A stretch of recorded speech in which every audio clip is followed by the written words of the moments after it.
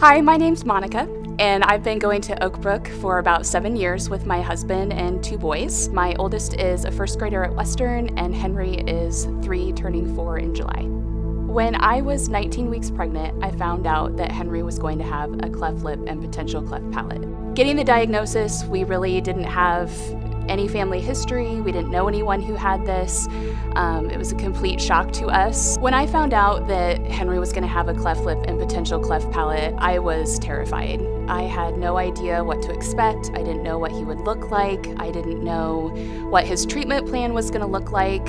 And in doing a lot of research on my own, it was very overwhelming. You don't realize how many specialists, surgeons, social workers, speech pathologists, audiologists, ENTs, orthodontics. A lot goes into cleft lip and cleft palate. A cleft lip and a cleft palate basically means a hole in your lip and a hole inside the roof of your mouth. I was definitely overwhelmed, definitely scared, really had a hard time just accepting it, and I think that's something that I had to pray about a lot. I definitely prayed a prayer that it was a misread in the ultrasound. I definitely wanted it to be wrong. I didn't want to accept that this was our reality. And I prayed through the duration of my pregnancy that this was going to be wrong, that maybe I was going to be surprised. But God had other plans. We had another specialist look at Henry, do some in-depth testing to try to find out if there were any other syndromes tied to it, that this was our reality. And I kind of had to change my prayer to, okay, God, you're not changing this.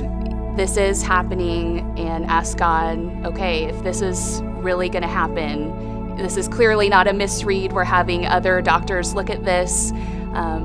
I definitely had to pray a lot about, God, you have to help me. You have to give me the strength. You have to give me guidance to know what to do. When it came time to have Henry, I felt ready. I was ready to go. I think I barely slept at all before the morning we were supposed to go in. And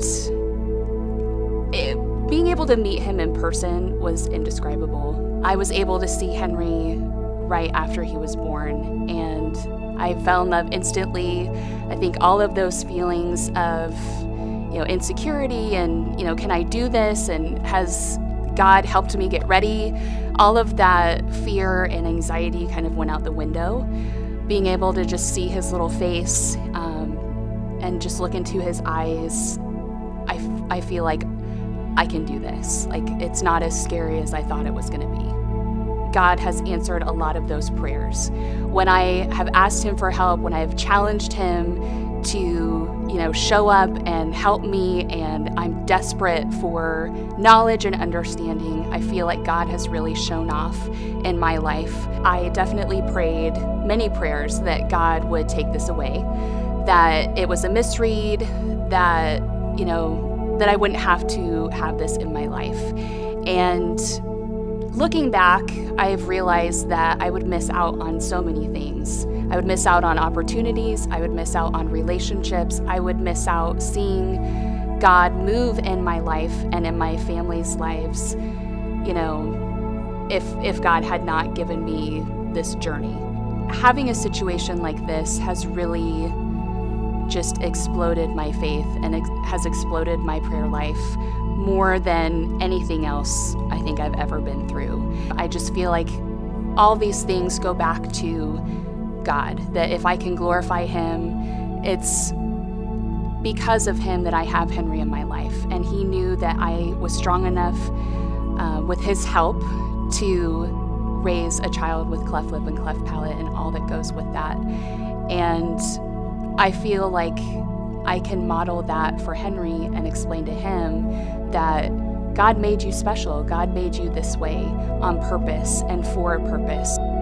I think it's really difficult when you're in the middle of a situation and you can't see a light at the end of the tunnel. And my advice for people who are struggling with, a diagnosis or a prognosis, something else that's difficult in their lives, I think you just need to be persistent and keep praying and God is going to work it out. He may not work it out the way that you want to, because we all pray selfish prayers. We all think we know what's best in our lives, and let's be honest, if we had our way, things would be a lot more messed up and a lot more twisted and a lot more complicated. And I think as you go through the situation and you come out on the other side, I think you can see God working and say, oh, I see what you did there. Like, I see why we have this situation, or I see why you wanted me to talk to this person. And,